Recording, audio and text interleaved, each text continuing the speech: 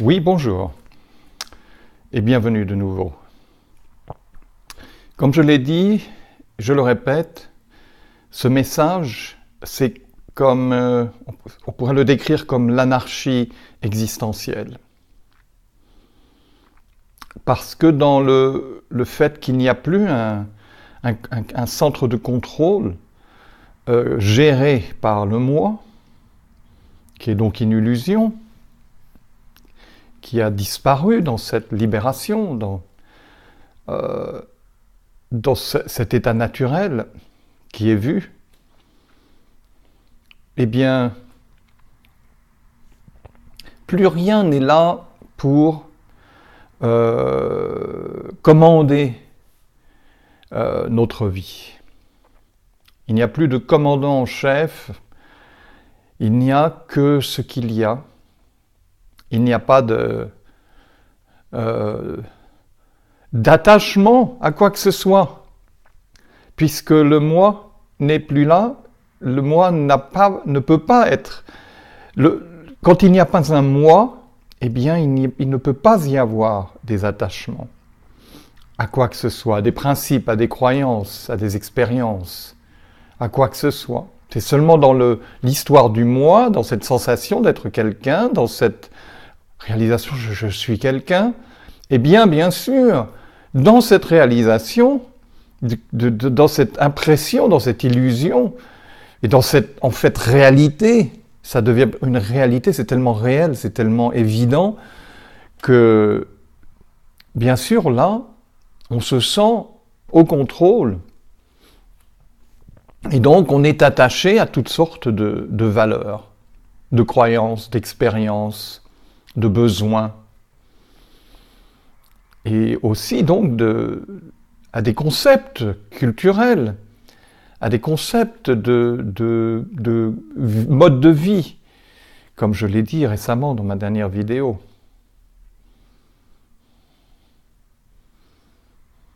Et donc dans cette libération, dans cet état naturel, rien de cela n'est présent. Alors c'est troublant bien sûr pour le moi, bien sûr c'est troublant. Comment ces choses disparaissent d'un seul coup, toutes ces idées, tous ces principes, comment peut-on être débarrassé de ça et de vivre donc libre? Mais il n'y a personne qui peut vivre libre. Il n'y a pas de personnes libres ou de personnes non libres, des personnes emprisonnées dans la sensation d'être quelqu'un. Il n'y a pas de prison. Il n'y a pas quelqu'un en prison, et il n'y a pas non plus quelqu'un hors de la prison, et il n'y a pas de prison.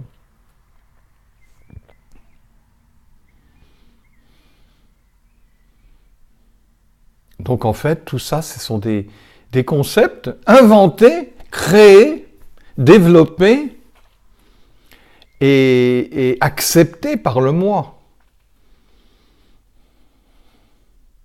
Le moi vit toujours dans ce choix de ce qu'il va croire, ce à quoi il va s'attacher, ce à quoi il va donner de l'importance d'une vie exemplaire, l'importance d'une vie spirituelle, développer une vie spirituelle avec des valeurs des grandes valeurs, pour développer un moi supérieur à ce moi qui semble en réalité inférieur. Le moi se sent la plupart du temps inférieur et donc veut devenir un moi supérieur. Donc il utilise toutes ces théories, toutes ces techniques pour aboutir à cela.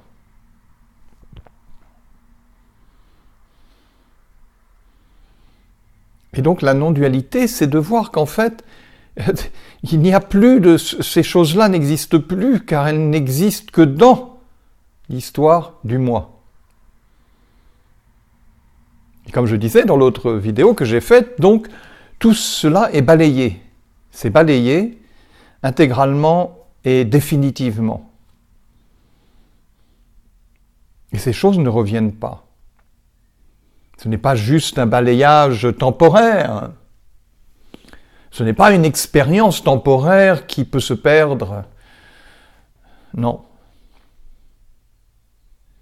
Une fois que cette réalisation est faite, elle est finale. Il n'y a pas de risque de retomber dans le piège de l'être séparé.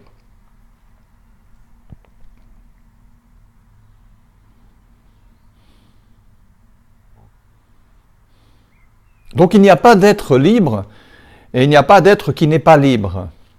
Donc si vous ne vous sentez pas libre, si vous vous sentez incomplet, ce n'est qu'une illusion. C'est ça, c'est simple, c'est clair. Ce n'est qu'une illusion. Bien sûr, il est très possible que dans votre expérience à travers le moi, bien sûr, vous dites, mais oui, je comprends, je peux le voir, je peux admettre, je peux réaliser cela, je peux voir, oui, ce qui est dit là me semble vrai, mais moi, non. Moi, je vis dans cette séparation. Je vis dans cet univers séparé de souffrance, de complexité, de confusion, de frustration.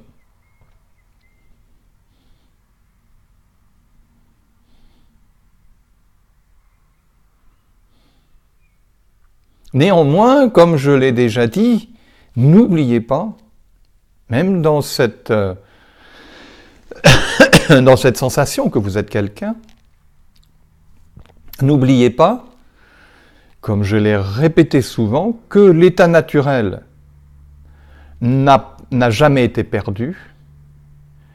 Vous n'avez jamais été déconnecté de l'état naturel, même si votre moi, ce moi, vous dit que vous êtes déconnecté.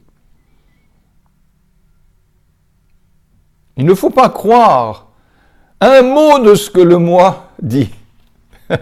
En fait, c'est ça. Il ne faut pas croire un mot de ce que le moi dit. Quand vous savez que vous êtes engagé dans cette sensation d'être quelqu'un et que, voilà, et vous décrivez, quand vous décrivez cette sensation et comment elle se manifeste pour vous, les expériences que cela provoque, bien rappelez-vous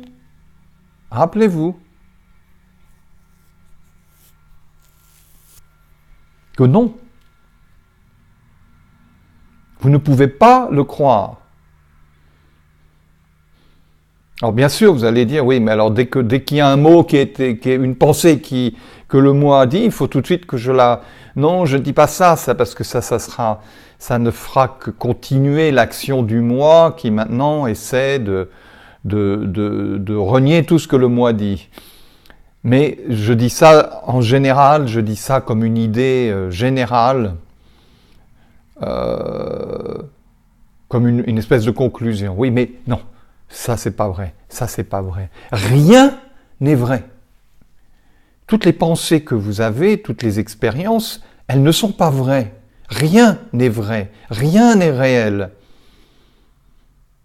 Mais c'est bien sûr le moi va vous dire de vous attacher à ces expériences, à ces pensées, à ces idées, à ces impressions que vous êtes en train de progresser, de vous améliorer, que vous vous rapprochez des buts et de ce que vous voulez atteindre. Ne l'écoutez pas. Je pourrais même dire ne vous écoutez pas, mais ce n'est pas possible, bien sûr. Parce que quand le moi est engagé, voilà, le moi est engagé, donc il n'y a pas de possibilité. Et néanmoins, à la fin du compte, n'oubliez pas que tout ce que le moi vous dit n'est pas vrai. Donc je ne dis pas rejeter tout ce qu'il dit, mais considérez cela. Considérez-le.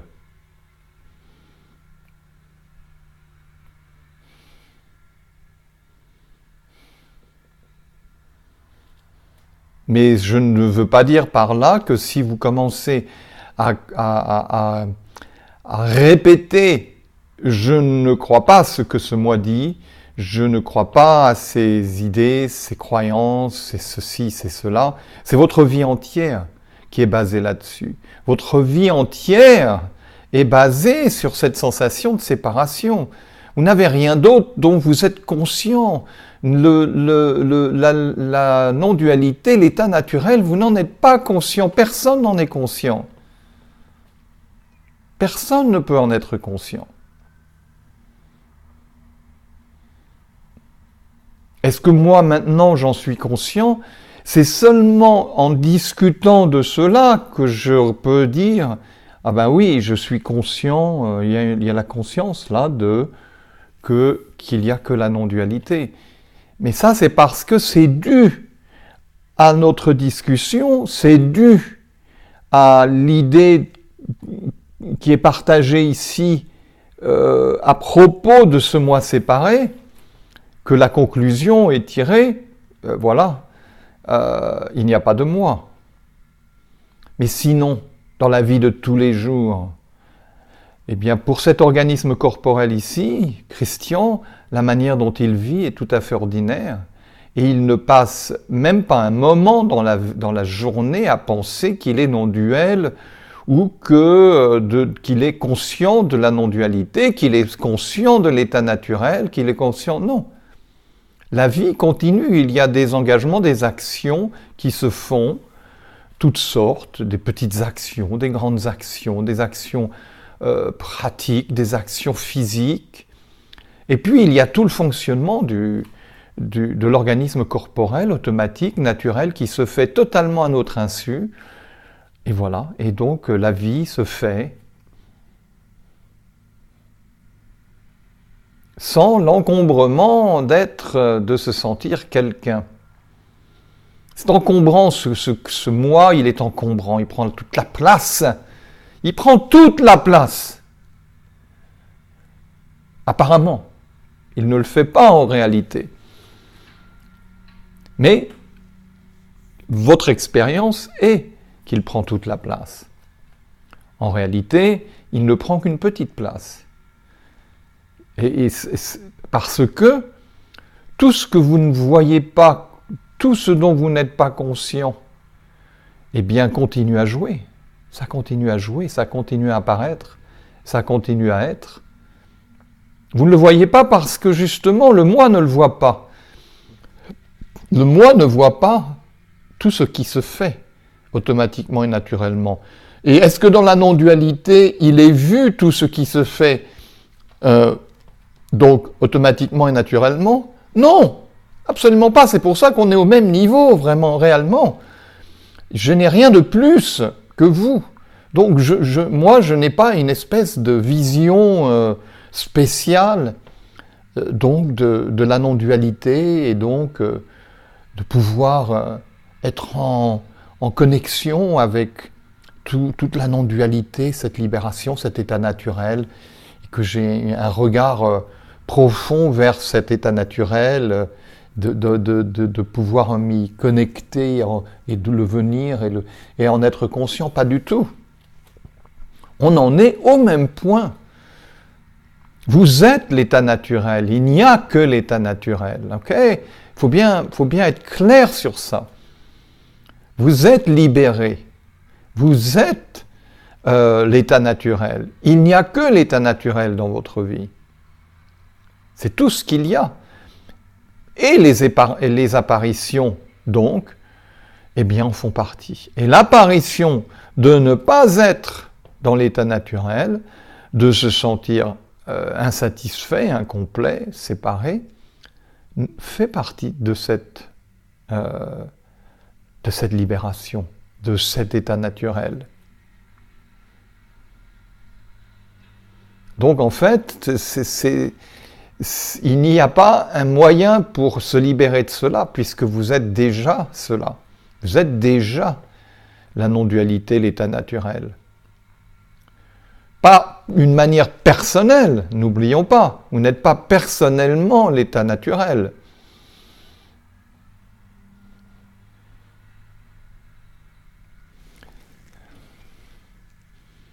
Oui, donc c'est vraiment... ce message est percutant. J'adore ce message. Il est absolument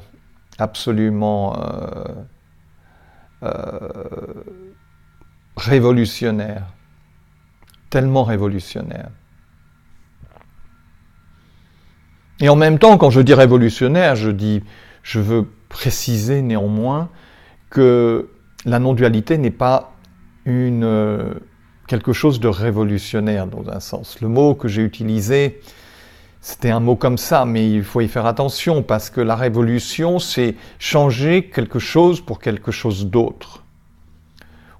Avec une amélioration, un changement ou une disparition de ce qui était avec quelque chose de nouveau.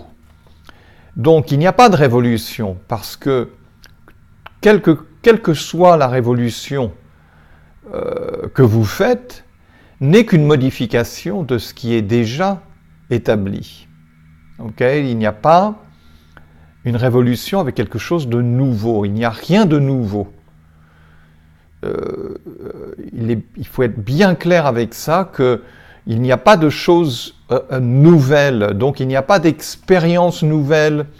Il n'y a pas une expérience personnelle nouvelle. Il n'y a pas une expérience unique pour vous. Vous êtes unique, nous sommes tous uniques au niveau de l'organisme corporel, mais nous ne sommes pas uniques au niveau existentiel. Il n'y a pas de... Donc vous ne pouvez pas dire je suis unique et mon voyage, le procédé dans lequel je suis engagé au niveau de, je ne sais pas, de la religion, de la spiritualité, de la psychologie ou de la thérapie, eh bien, non. Vous n'avez pas une expérience unique. Parce que tout ce que vous faites au niveau donc de ces expériences, eh bien, tout cela dépend entièrement de ce que vous croyez. Donc le moi, parce que le moi ne peut que dépendre sur des choses connues. Hein, le moi ne peut pas découvrir quelque chose de nouveau. Il pourra vous dire « Oh, c'est nouveau ça, ça c'est tout nouveau, j'ai une toute nouvelle expérience. » Non, ces expériences, pour les connaître, il faut qu'elles soient déjà connues. Pour les réaliser, il faut déjà les connaître. Ça, c'est primordial de réaliser, parce que sinon, vous allez avoir l'impression que les expériences que vous avez sont des expériences extrêmement personnelles, extrêmement uniques, mais elles ne le sont pas. Elles sont l'héritage de quelque chose déjà établi, qui vous est transmis et dont vous faites l'expérience d'une certaine manière à travers l'organisme corporel, mais néanmoins, au niveau conscience de cette expérience, eh bien, elle est tout à fait non unique.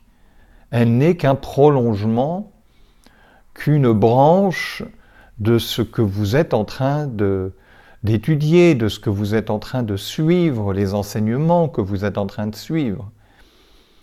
Ce n'est ces choses-là ne sont qu'un prolongement, donc, juste un prolongement, et non pas une création nouvelle, non pas une découverte nouvelle. Il n'y a rien de nouveau. Avec le moi, il n'y a rien de nouveau, parce que le moi n'existe que dans tout ce qui est connu. Le moi ne peut pas connaître ce qui n'est pas connu. Il peut s'en vanter. Ah, mais moi, je suis en train de découvrir l'inconnu. Non, l'inconnu est déjà connu à travers l'idée justement de l'inconnu. L'inconnu étant quelque chose déjà déterminé à travers une définition. Donc l'inconnu, non, n'existe pas. L'inconnu n'existe pas, vous ne pouvez pas être conscient de l'inconnu, vous ne pouvez pas découvrir l'inconnu, parce qu'il n'y a pas d'inconnu. Et en même temps, tout est inconnu. Mais au niveau et à travers le moi, eh bien, il n'y a que un phénomène de prolongement du connu. C'est primordial. C'est primordial. Cela fonctionne de cette manière. Il n'y a rien donc de personnel unique à vous au niveau existentiel. Cela n'existe pas. Cela ne fait partie que de l'histoire, de l'enseignement dans lequel vous êtes engagé. Peut-être c'est pas très facile à voir, à comprendre, mais néanmoins c'est ainsi, c'est simple, et c'est comme ça, il n'y a rien de nouveau. Et il n'y a rien de nouveau ici. Je ne peux pas dire que moi je suis en train de découvrir l'inconnu. Je ne le connais pas. Il est vu qu'il n'y a que ça, mais je ne sais pas ce que c'est. Je ne me vante pas de dire qu'est-ce que l'inconnu et d'essayer de le décrire. Je n'ai aucune idée. On ne peut que décrire la dualité. On ne peut pas décrire la non-dualité. On ne peut décrire la non-dualité qu'à travers des moyens de dualité. La non-dualité est impossible à connaître. L'état naturel est impossible à connaître. Parce qu'il n'est pas dans le rayon de ce qui est connu.